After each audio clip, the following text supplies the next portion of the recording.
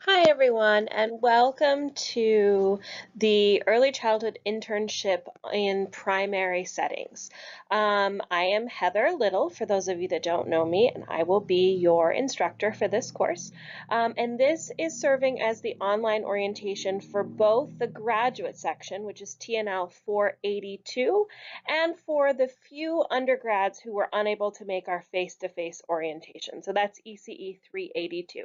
So once again, this is the orientation for the internship in primary settings for early childhood in spring 2018. Like I said on the last slide, I'm your instructor. I think I know the vast majority of you and have met you in other courses. So I'm not video recording myself today. You're just listening to my voice. But I wanted to just briefly introduce myself for those of you who don't know me. I have been a part-time faculty member at DePaul in the early childhood department since 2014, but I've been at DePaul since 2007. Prior to being a part-time faculty member here in early childhood, I ran one of our service learning programs over at the Stain Center for Community-Based Service Learning. I ran our Jumpstart program, which was an early childhood program that placed college students in preschools in under-resourced communities for 9 years before I transitioned fully over onto the faculty side. In addition to being a part-time faculty member here, and I do teach this course, the student teaching seminar. I also teach the family course where I've met a lot of you, and I teach the language development course and the assessment course. Oh, and the behavior course. Um, for depending upon the quarter for some of our undergrad and some of our graduate sections. But in addition to being a faculty member here at DePaul, I'm also a coach and a consultant. I ran a small company doing in-service training and coaching work for early childhood educators and administrators. In the past, I have been a classroom teacher, infant, toddler, and preschool. I've also worked a lot of after-school programs and have been an administrator, both a program administrator and a school administrator. I'm also pursuing my doctorate here at DePaul in early childhood education, and my research emphasis is children who've experienced trauma and young children's mental health. For these courses, I do have some face-to-face office hours if people would like to come to my office and meet with me. I know it can be particularly tricky where in a course where either all or the bulk of the content is online to feel like you have connection with your instructor. So I will be available on campus Tuesdays and Thursdays from 2 to 3. So technically the Tuesday office hours are for ECE 382 and the Thursday hours are for TNL 482, but it doesn't make much of a difference. For those of you that don't know me, I do live in Kenosha, Wisconsin, which means that I am not always around on campus. So I would really strongly suggest that you double check with me even before coming in with my office hours that I'll be on campus.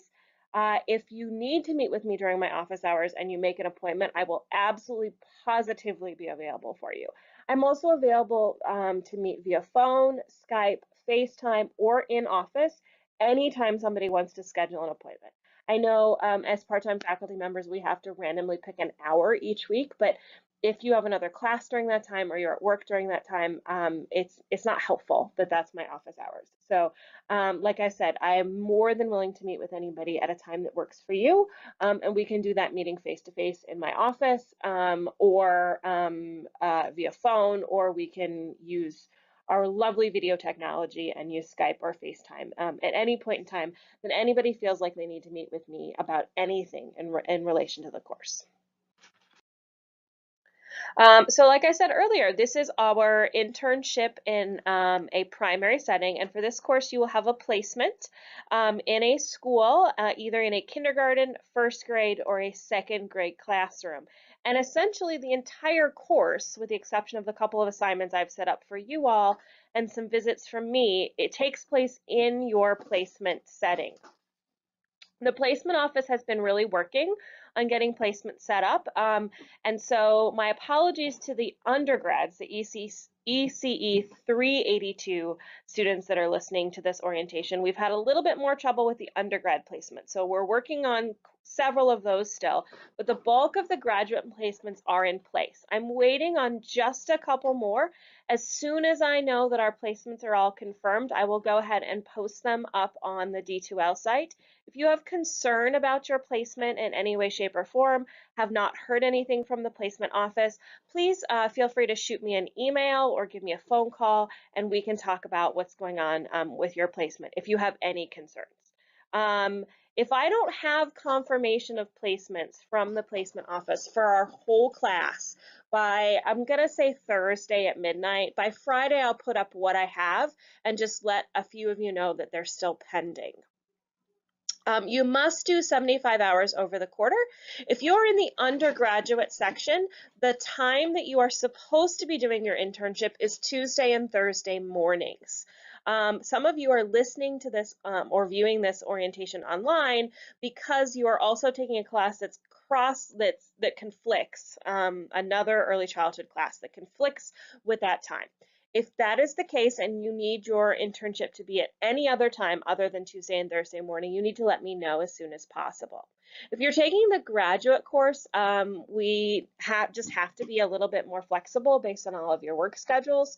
And there isn't, because it's an online course, there isn't a designated time during the week. If you can do Tuesdays and Thursdays, that would be awesome, because then you're in line with everyone else, and I can visit on those days. But if you can't, that's okay, I understand. Everybody, whether you're in the undergraduate class or the graduate section, you need to go ahead and post what you think your proposed internship schedule will be on D2L. I've opened a submissions folder, and it's called Internship Schedule. And I'm going to ask you to go ahead and put your schedule in that submissions folder or Dropbox, whichever way you want to think about it. The instructor, myself, that's kind of a weird thing to read. I'm going to visit at least once per quarter. I will try to do more visits this quarter. However, I do have to let everyone know that between the graduate and the undergraduate section, I think I have 28 interns. So that's 28 interns in about 20 different schools around Chicagoland. So I will do my best to get out to visit everybody as much as I can. Everyone will at least get one visit this quarter. Also on D2L, in the orientation section, there is a letter that I've written for each of you to provide to your cooperating teachers about this course and about the assignments that you need to complete for this course. Also really important for us to cover in this initial orientation are the child protections documentation. And I'm absolutely sure that every single person taking this course has already taken an internship course at DePaul, so this should be very familiar to you. We have to have 3 documents on file in D2L before you can go to your field placement site for the first time. Those 3 documents are to be dropped in the submissions folder called Child Protections, and they are the student guidelines document. That's the sort of guidelines about field placements that you read and sign and date. Your CPS background check approval document, and then your mandated reporter documentation, that little sort of certificate you can print out at the mandated reporter documentation. Just a heads up, if you've ever taken an internship class before at DePaul, you've had to submit these three things for the that internship course. With the exception of the student guidelines sheet that has to be signed and dated. I believe it has a date on it that has to be signed and dated each quarter. The other 2, if you don't know where they are, you can go back to your previous course in D2L and download them from the submissions folder. I had somebody just do that the other day. So these 3 things need to be in the folder before you can go to your field placement sites. If you have any concerns about these things, please email me ASAP. This blank version of the student guidelines folder is posted on the D2L site in both the the orientation folder and also the forms folder. You can find it in either place. I have a tendency to do that on D2L if you haven't taken a hybrid or an online class with me before. I try to put things everywhere that I can that makes sense on D2L so that you're not searching for things over and over again. Also, heads up, in addition to this slide presentation, there is a checklist of items that you need to do, and these things are on that checklist of items that you need to do this first week of the course to get ready to go out into field placements. The vast majority of us cannot go to field placements this week because CPS is on spring break. And those of you that work at CPS schools know and are enjoying your spring break. Okay, there are essentially three, sort of four major assignments in this course. Two of those assignments are really strongly connected to each other. And the first assignment is a journal. So while you, so everyone is now listening to the giggling of my 6-year-old daughter. This is Kaylin. You want to say hi, Kaylin? Hi. Yeah, you're being recorded in our my orientation. So back to the journal. I love you, Pumpkin. So the journal will be used to sort of capture your experience out in the field and in the classroom. It's a reflective journal of your experiences. There are more detailed guidelines in the assignment guidelines section on D2L. It says it's titled Journal Assignment Guidelines for those of you that would like to go there and look at that. The journal will be due each week at the end of the week. So every assignment for this course is due on Sunday at 11:59 p.m. Throughout the course of the quarter.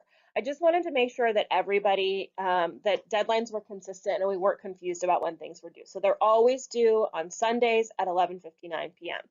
And you will write a journal entry each week that sort of covers what you saw in the classroom, what you did in the classroom, some reflection on what you did in the classroom, and then some sort of general reflection about your experience. If you see the assignment guidelines, I also have written prompts for you for every week, which you may use. They are not required. If something sort of very significant happens in the classroom and you want to write on that instead, that's not a problem at all. In some previous internship courses, depending upon which faculty member you've had, you may have done a journal in the past. And in the past, some of the faculty members have done them as sort of pen and paper journals that you would keep out at your internship site. For this course, because of the number of students and the number of schools that we have, many of you are very near student teaching, I'm going to do electronic journals. So I've set up a discussion board in D2L. So if you go to discussions, you'll see that you have a journal there and that the only person that can see the journal is you and me. So you can write your reflections each week and then I can comment on them. For those of you that haven't had me in the past, I do read every single thing that students write and I do comment on them. So expect lots of comments back on your journal entries. The second major assignment, which also really connects into the third major assignment, is lesson plans, which also shouldn't be surprising if you've ever taken an internship class before. You're going to write 2 lesson plans in this course, one for social studies and one for either literacy or reading. The due dates are here. The social studies lesson plan is due by Sunday, April 15th, so that's kind of coming up relatively quickly. And the literacy or reading lesson plan is due by Sunday, May 6th. Just so you know, if you talk to your cooperating teacher and for whatever reason it makes sense for you to flip those and you want to do the literacy or ELA or reading lesson first and the social studies lesson second, that's not a problem. As long as you turn one lesson plan in by April 15th and one by May 6th, I'm open to switching if it works better for your classroom. They also can be whole group lesson plans or small group lesson plans, whatever works for you and your cooperating teacher and the classroom of children that you're working with. So in addition to writing the lesson plans, you're going to teach both lessons that you've prepped for your primary placement class.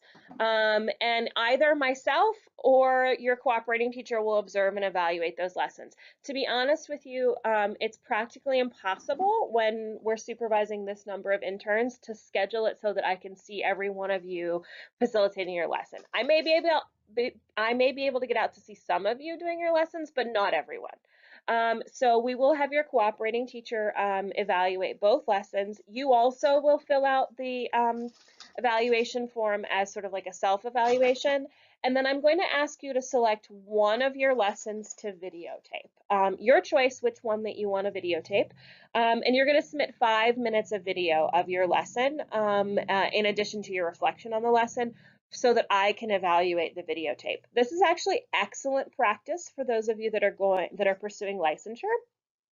because this is exactly what you will do in EdTPA is you will record yourself, and then we'll sort of reflect on your recording, and submit your recording as evidence of sort of how you teach in the classroom.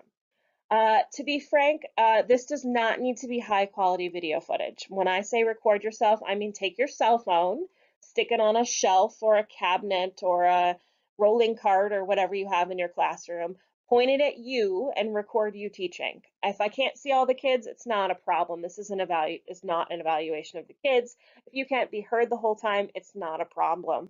I'm really not interested in video quality at all, but I am interested in you being able to watch yourself teach after you do it and use it for your reflections. So the reflections on the lesson plan that you facilitate are due in your online journal on the week that you facilitate your lesson. It's not going to be the same for everyone. So by the end of the quarter, 2 of your journal weeks should include a lesson plan facilitation.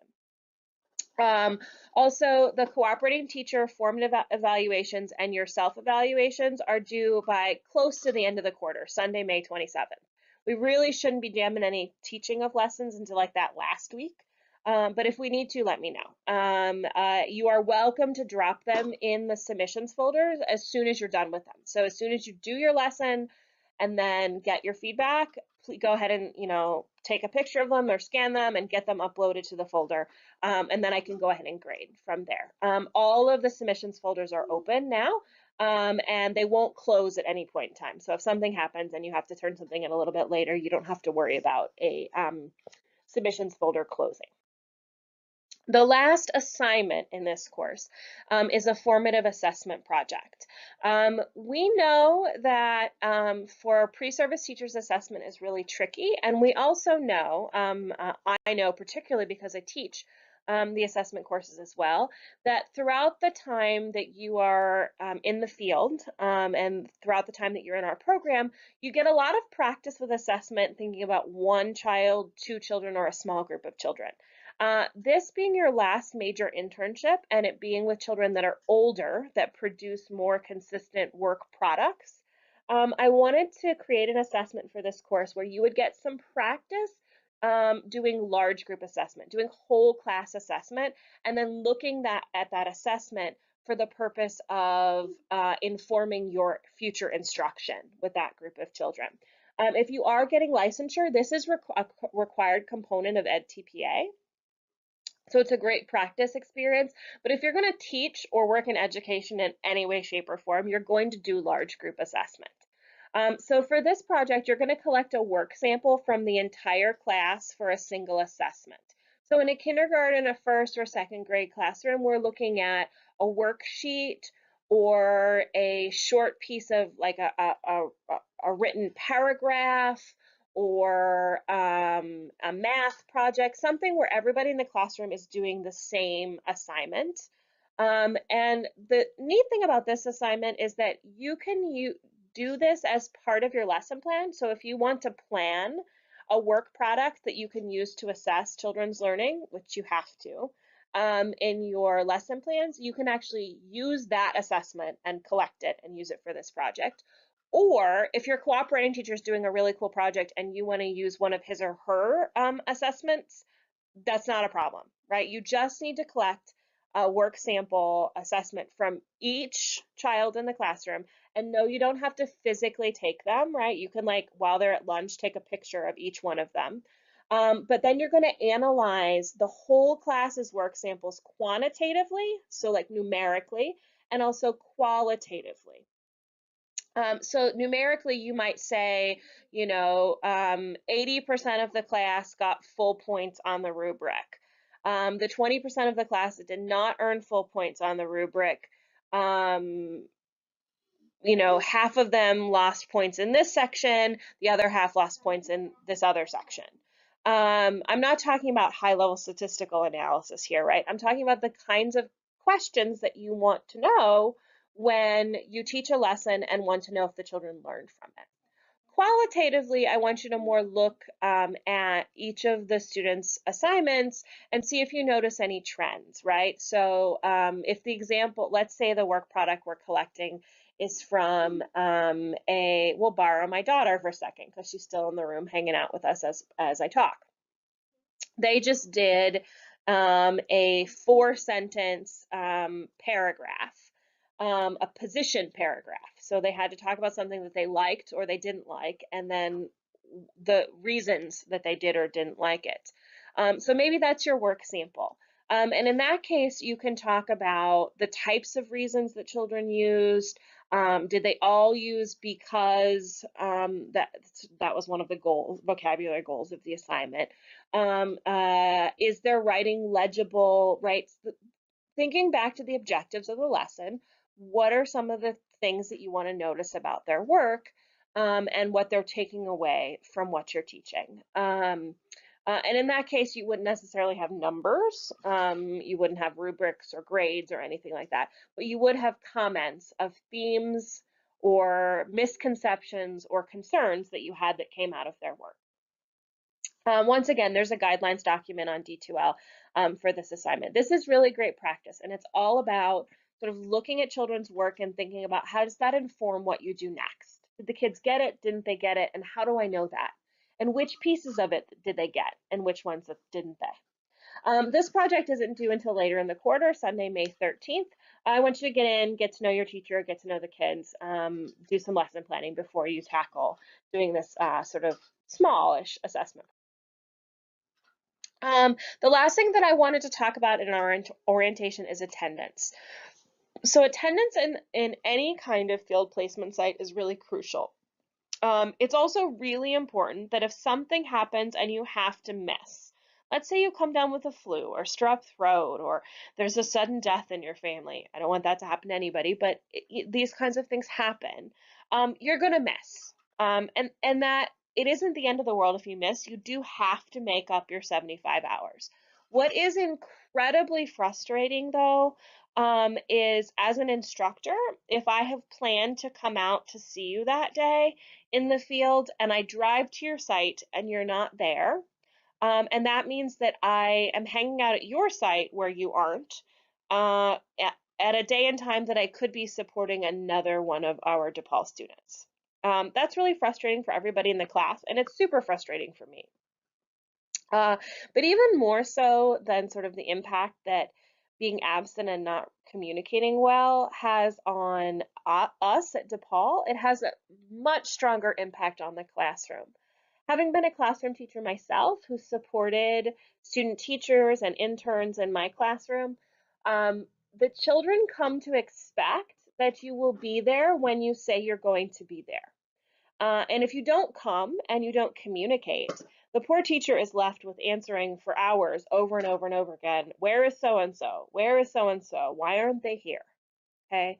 The other thing that we do as educators who support interns and student teachers is that we recognize that when we know those people are coming into our classroom is a good time to tackle projects that we really need an extra set of hands for. So a math topic that we know is going to be really difficult for our students, or a writing exercise that we know we need some extra hands for, or a really messy art project. Those are the times we tend to schedule those things because we know we will have a spare set of hands in our classroom. And if you aren't communicating with the teacher, then he or she is often left with this project that they expected to have an extra set of hands for that now they don't. So please plan to be consistent with your schedule, be at the school on time. If you do not make your 75 hours, you cannot pass this class. That is one of the requirements of this class. You must get your 75 hours. So please really try hard to, stay away from job fairs, schedule your doctor's appointments at other times. If you have non-critical family events, try to schedule them at different times. There is an attendance sheet on D2L, and you need to bring it with you every time you go and have your teacher initial it. Please don't ask your cooperating teacher to initial and sign all of your hours at the end of the quarter. They do not remember. Have them sign them each time that you see them. Okay. If anybody has additional questions or concerns, I think the only other piece of the syllabus that I didn't speak on in this orientation that is kind of important is that you are working with children and families you are working at a school, you are looking at children's work products, you are taking a videotape of something that's happening in the classroom. So please do read in the syllabus the guidelines for sort of collecting data on children out in the field. It needs to say all confidential.